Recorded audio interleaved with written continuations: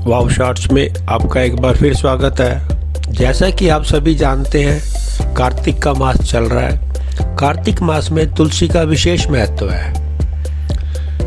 तुलसी भगवान विष्णु को सबसे प्रिय है। इस विषय को लेकर प्रस्तुत है एक छोटी सी कहानी, तुलसी तथा भगवान विष्णु। तुलसी। पूर्व जन्म में एक लड़की थी जिसका नाम वृंदा था।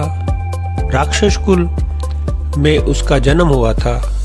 बचपन से ही भगवान विष्णु की भक्त थी। बड़े ही प्रेम से भगवान की सेवा पूजा किया करती थी।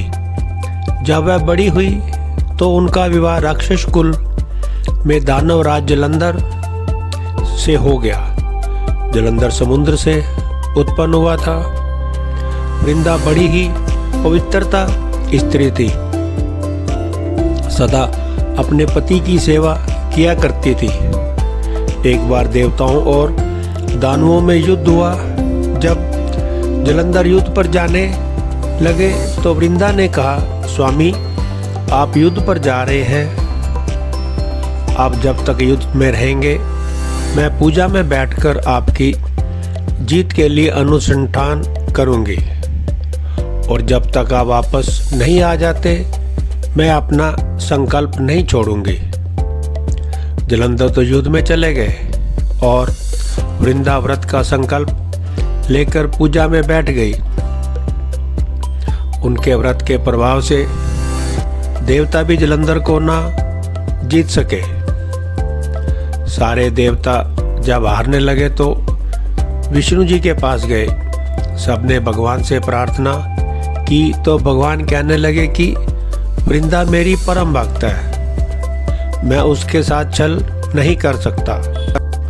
फिर देवता बोले, भगवान दूसरा कोई उपाय भी तो नहीं है, अब आप ही हमारी मदद कर सकते हैं। भगवान ने जलंधर का ही रूप रखा और वृंदा के महल में पहुंच गए। जैसे ही वृंदा ने अपने पति को देखा तो वह तुरंत पूजा में से उठ गई और उनके चरणों को छू लिया।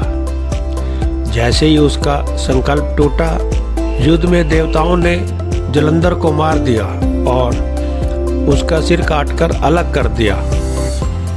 उसका सिर वृंदा के महल में गिरा।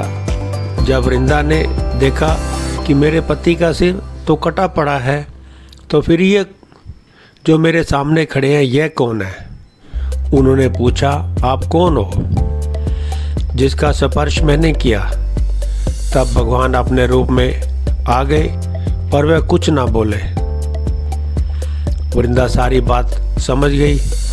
उन्होंने भगवान को श्राप दे दिया, आप पत्थर के हो जाओ, और भगवान तुरंत पत्थर के हो गए।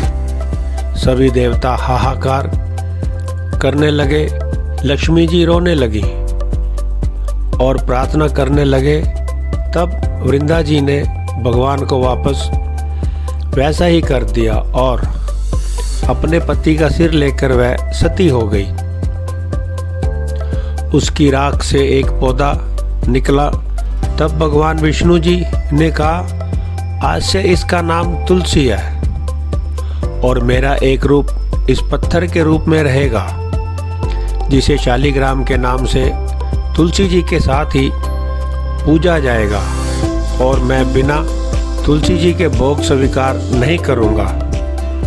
तब से तुलसी जी की पूजा सभी करने लगे और तुलसी जी का विवाह शालिग्राम जी के साथ कार्तिक मास में किया जाता है। देव उठावनी एकादशी के दिन इसे तुलसी विवाह के रूप में मनाया जाता है। धन्यवाद। Please subscribe my channel Wow Shorts for latest updates. Thank you.